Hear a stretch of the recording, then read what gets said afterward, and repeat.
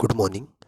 आज से 300 करोड़ साल पहले जब पृथ्वी अस्तित्व में आई थी तो वो भयानक जल रही थी और सूर्य से अलग हुई थी, भयानक जल रही थी, चारों तरफ उसमें आग की लपटें ही निकल रही थी और ऐसे में ठंडा होने का कोई चांस ही नहीं था। कुछ समय बाद पृथ्वी से ही बहुत सारी गैसें निकल कर वायुमंडल में गई और वो जाकर वहाँ संघनन की प्रक्रिया शुरू की और बहुत वर्ष तक, लाखों वर्ष तक पृथ्वी पर बारिश हुआ। तब जाके पृथ्वी का ऊपरी परत कुछ ठंडा हुआ। एक बात जानते रहिएगा, जहाँ पानी होता है वहाँ कार्बनिक पदार्थों का समूहन होने शुरू हो जाता है और जब समूहन शुरू होता है तो वहाँ पर बैक्टीरिया, जीवाणु, शैवाल ये सब बनना शुरू हो जाते हैं। इसका मतलब मैं ये बताना चाहता हूँ कि पृथ्वी जब शुरू में बनी थी उस टाइम जैसे आप चारों तरफ जानवर देखते हो, जंतु देखते हो, बड़े बड़े पेड़ पौधे देखते हो, ऐसा कुछ भी नहीं था। शुरू में ये जो आप काई देखते हो, आपके चारों तरफ काई, दीवालों पर जहाँ नम स्थान होगा, जहाँ कीचड़ होता है वहाँ काई आ जाती है, शैवाल जिसे बोलते हैं। और एक कोश की जीवाणु पाए गए, मतलब बैक्टीरिया मिले। ठीक, एक कोश की जो अमीबा समझते हो ना वो। तो सबसे पहले कोशिका खोज आप जानते हो रॉबर्ट हुक ने किया था। एक मरी हुई कोशिका खोजा था उन्होंने कार के डिब्बे पर। और जो जीवित कोशिका की खोज की थी वो की थी एंटोनी वान ल्यूवेनहॉक ने। ठीक है, तो आज हम जिसके बारे में बात करेंगे उसका नाम है बैक्टीरिया, मतलब जीवाणु। जीवाणु से क्या फ़ायदे होते हैं, क्यूरिंग, रेटिंग, किण्वन, ये सब क्या होता है और इससे फ़ायदे, इससे कौन कौन से रोग हो सकते हैं, क्या क्या फ़ायदा है, तमाम चीज़ों पर आज डिस्कस करेंगे। यहाँ से बहुत सारी जानकारी आपको मिलेगी। चलिए शुरू करते हैं। देखिए, सबसे पहले अगर बात करें तो जीवाणु एक कोशिकीय होते हैं। ये जैसे आपको दिख रहा है ना, एक कोशिकीय जीव। आप पढ़े होंगे, आप जब कोशिका पढ़े होंगे तो आप फ्लेरेला फ्लैजेला का नाम सुने होंगे। सीलिया फ्लैजेला का नाम सुने होंगे, आप पढ़े भी होंगे सीलिया फ्लैजेला क्या होता है।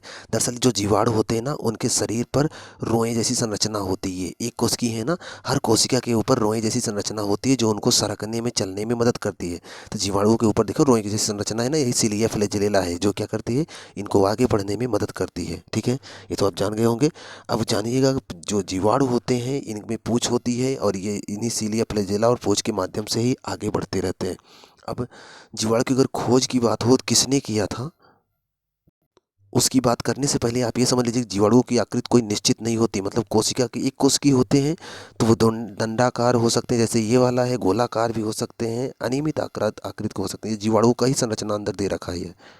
अगर बात करें जीवाणुओं की खोज की, मतलब बैक्टीरिया की खोज की किसने की थी, तो सबसे पहले ये जो आप देख रहे हो ये वैज्ञानिक है, इनका नाम है एंटोनी वान ल्यूवेनहॉक। ल्यूवेनहॉक साहब ने 1673 के आसपास की बात है। इन्होंने एक दांत के खुरचन पर, ये दांत दिख रहा है आपको, तो दांत का खुरचन अगर यहाँ से ऐसे छील कर निकाला जाए तो निकलता है ना, सबके दांत में थोड़ा थोड़ा लगा रहता है। तो यहाँ की दांत के खुरचन पर खुरच खुरच के जब उन्होंने निकाला इसको, तब उसमें से उन्होंने देखा कुछ छोटे छोटे जीव रेंग रहे हैं। उन्हीं पर अगर अध्ययन किया तो पता चला कि ये क्या है, ये जीवाणु है इनका नाम। हालांकि उन्होंने बताया कि यह इस एक जीव है। और इसका नामकरण किसने किया था, तो इसका नामकरण 1829 में एहरेनबर्ग नामक वैज्ञानिक थे, उन्होंने इसका नाम रखा बैक्टीरिया। मतलब कि खोज लुएनहाक ने किया था लेकिन इसका नाम बैक्टीरिया रखा एहरेनबर्ग ने 1829 में। अब खोज इन्होंने किया था इसलिए एंटोनी वान ल्यूवेनहॉक को जीवाणु विज्ञान का पिता कहा जाता है। ध्यान रखिएगा, जीवाणु विज्ञान का पिता एंटोनी वान ल्यूवेनहॉक को कहा जाता है। एहरेनबर्ग ने इनका क्या किया, नामकरण किया था। ठीक है, अगर बात करें जीवाणुओं को तो जीवाणुओं को बैक्टीरिया बोलते हैं, बैक्टीरिया के अध्ययन को बैक्टीरियोलॉजी कहते हैं। बैक्टीरियोलॉजी ये भी आप जानते होंगे। एक बात दिमाग में आती है कि क्या बैक्टीरिया से हमें कुछ फ़ायदा है। अगर जीवाणु है तो नुकसान भी होता होगा, इससे फ़ायदा भी होता होगा। तो आज पहले हम बात कर लेते हैं क्या फ़ायदे होते हैं, उसके बाद बात कर लेंगे क्या नुकसान होते हैं। सबसे पहली बात तो आप एक नाम सुने होंगे, एक जीवाणु का नाम है राइजोबियम, सुने हो, राइजोबियम। राइजोबियम जीवाणु दरअसल ये कहाँ मिलता है मैं बताता हूँ। ये जो दलहनी फसलें होती हैं, दलहनी फसलें मतलब ऐसी फसलें जिनसे दाल बनती हो। दलहनी फसलों के जड़ों में ऐसे देखोगे ना, जगह जगह गोल गोल बूंदियाँ पड़ी होंगी, गांठें होंगी। इन्हीं गांठों में एक जीवाणु रहता है, उसका नाम है राइजोबियम। आप पढ़े होंगे या फिर आपको लिखवाया गया होगा, आप किताब में पढ़े होंगे। राइजोबियम नामक जीवाणु दलहनी फसलों की गांठों में पाया जाता है। जो क्या करता है, हमारे वायुमंडल में जो गैसें हैं उनमें सबसे ज़्यादा नाइट्रोजन है, ये तो जानते हो ना। नाइट्रोजन को ग्रहण करता है, खींचता है।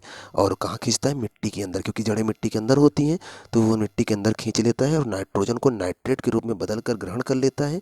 और वही नाइट्रेट धीरे धीरे वहीं छोड़ देता है, कहाँ पर, मिट्टी के अंदर।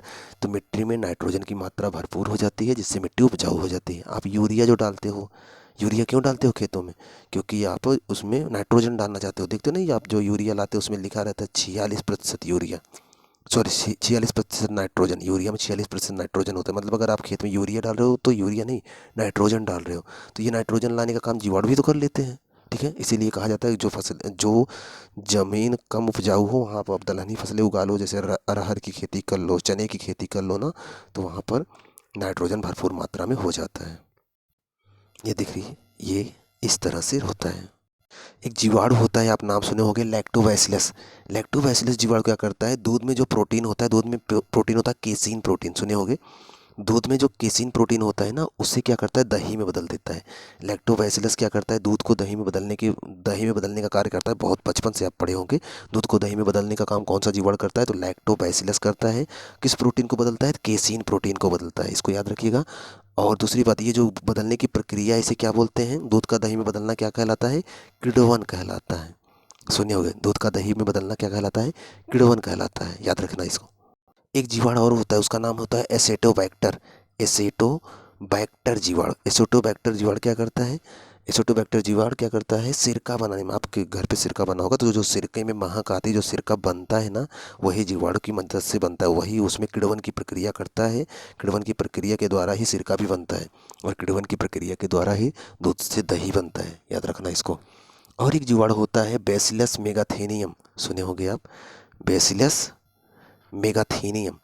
बेसिलस मेगाथीनियम जीवाणु जो होता है क्या करता है, तंबाकू की पत्ती में सुगंध उत्पन्न करता है। तंबाकू महकता है ना, आप दुकान पे जो देखते हो वो डिब्बियाँ रखी रहती हैं, उसमें तंबाकू सुरती भरा रहता है, और ढक्कन खोलने पर कितना तेज महकने लगता है वो सुरती जो महकती है। या फिर कोई लोग तंबाकू खाए रहे हैं, पान खाए रहे हैं, तो महकता रहता है ना, गुटखा कोई खाता है तो महकता रहता है ना, वो जो सुगंध उसमें आता है, वो एक प्रक्रिया है। उस प्रक्रिया को बोलते हैं क्यूरिंग प्रक्रिया। जब वो पत्तियाँ तोड़ी जाती हैं तंबाकू की, तभी उसको रखा जाता है एक जगह संभाल कर हल्के से आर्द्रता में, और उसमें कुछ जीवाणु एक्टिव हो जाते हैं, और वो जो एक्टिव होते हैं, वहाँ जो क्रिया होती है उसे बोलते हैं क्यूरिंग। क्यूरिंग प्रक्रिया के द्वारा ही तंबाकू की पत्ती में स्वाद आता है। और ये क्यूरिंग प्रक्रिया कौन संपन्न कराता है, बेसिलस बेसिलस मेगाथीनियम नामक जीवाणु कराता है, जिससे तंबाकू की पत्तियों में स्वाद आता है, पढ़े होंगे आप। एक जीवाणु और होता है, उसका भी नाम सुन लीजिए, माइकोकोकस। माइकोकोकस कैंडिसेंस कॉन्डिसेंस माइकोकोकस कैंडिसेंस नामक जीवाणु होता है। ये क्या करता है, चाय की पत्तियों में किण्वन करता है। चाय की पत्तियों में जब ये किण्वन करता है, और उसके बाद चाय की पत्तियां बनकर तैयार होती हैं। आप देखो चाय की पत्तियां तोड़ते हैं, आप देखते हो चाय के बागानों में महिलाएं पत्तियां तोड़ती हैं। फिर देखो अब जो पत्तियां यूज करते हो चाय में, कैसा होता है, गोला गोला छोटा छोटा काला काला, तो ये उसमें किण्वन प्रक्रिया के द्वारा ये इस तरह से बदलता है। तो वो जो किण्वन प्रक्रिया होती है ना, उसको बोलते हैं क्यूरिंग। मतलब कि चाय की पत्तियों में जो होता है उसे क्यूरिंग बोलते हैं। क्यूरिंग के द्वारा चाय की पत्तियां तैयार होती हैं, ध्यान रखिएगा। क्यूरिंग से तंबाकू की पत्तियों में स्वाद आता है, और क्यूरिंग से ही चाय की पत्तियां भी बनती हैं। और किण्वन से दूध बनता है, सिरका, सॉरी, किण्वन से क्या बनता है, दही बनता है, सिरका बनता है। किण्वन से दही, सिरका, क्यूरिंग से तंबाकू की पत्तियों में सुगंध, और चाय की पत्ती बनाई जाती है। बात क्लियर है। और एक प्रक्रिया और है, उसको सुन लीजिए, उसको बोलते हैं क्लॉस्ट्रीडियम ब्यूटीरियम नामक जीवाणु। क्लॉस्ट्रीडियम ब्यूटीरियम क्लॉस्ट्रीडियम ब्यूटीरियम नामक जीवाणु के द्वारा क्या होता है, जूट और पटसन, जूट सुने होंगे, बोरे बनाए जाते हैं, जूट, पटसन और सन, जूट, पटसन और सन पर रेटिंग होती है। रेटिंग के द्वारा उनसे एक एक रेशा निकलता है। आप देखते हो जूट के बोरे होते हैं, बोरों में एक एक रेशा होता है। वह एक एक रेशा किससे बनता है, जीवाणुओं के द्वारा बनता है। कौन सा जीवाणु है, क्लॉस्ट्रीडियम ब्यूटीरियम। दरअसल बात ये है ना, ये जो जूट के पौधे होते हैं ना, बहुत बड़े बड़े होते हैं, और इनको काट कर पानी के अंदर कुछ दिन के लिए गाड़ दिया जाता है गड्ढे में। कुछ दिन बाद उसमें सड़न होती है, जीवाणु एक्टिव होता है, तो उसको, उसमें जो छाल होती है ना, उसको पतले पतले रेशे में बदल देता है। मैं आपको एक वीडियो दिखाता हूँ। यहाँ पर देखो आप कैसे एक एक पौधे से रेशे निकाल रहे हैं, देख रहे हैं, ये ऐसे रेशे निकाल निकाल के इसको अलग कर लेते हैं। बाकी ये देखिए, और ये इससे जूट बना लेंगे, ये देखिए इसे जूट बनाते हैं।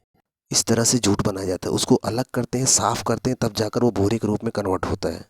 फिर देखिए देखिए कैसे खींच खींच के कैसे साफ करें, देख रहे हैं, ऐसे ये साफ करते हैं इसको। अब आपको समझ में आ गया होगा कि जूट कैसे बनाते हैं, ठीक है, इतना क्लियर हो गया। अब कुछ जीवाणुओं से हमें नुकसान भी होता है, उनके बारे में जान लेते हैं। दरअसल एक जीवाणु होता है, उसका नाम है विब्रियो कॉलेरी। विब्रियो कॉलेरी नामक जीवाणु से हमें हैजा हो जाता है।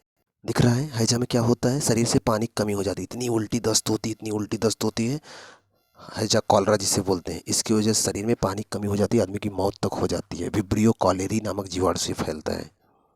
एक बैक्टीरिया होता है, उसका नाम है माइकोबैक्टीरियम लेप्री, उसकी वजह से कुष्ठ रोग हो जाता है। देख रहे हैं कुष्ठ रोग में क्या होता है, ये सड़न पैदा हो जाता है और जो है कटने लगती है, हड्डियां तक कट जाती हैं और शरीर छोटा होने लगता है, दाग धब्बे पड़ जाते हैं बॉडी पर। आप अक्सर देखे होंगे कुष्ठ रोगी, दरअसल कुष्ठ फैलता है कैसे, छींकने खांसने से, इनके मुंह से जो लार निकलता है, थूक निकलता है ना, उससे भी फैल जाता है ये। लेकिन हाथ मिलाने से नहीं फैलता है, ध्यान रखिएगा, हाथ मिलाने से, गले मिलने से नहीं फैलता है। एक बीमारी सुने होंगे प्लेग, प्लेग कैसे फैलता है, चूहों से फैलता है। दरअसल चूहों से नहीं फैलता, चूहों के शरीर में ये दिख रहे हैं आप छोटा सा जीवाणु, इसे बोलते हैं पिस्सू। ये पिस्सू चूहों के शरीर में होता है और इसके इस पर होता है एक जीवाणु, उसका नाम है बैसिलस पेस्टिस।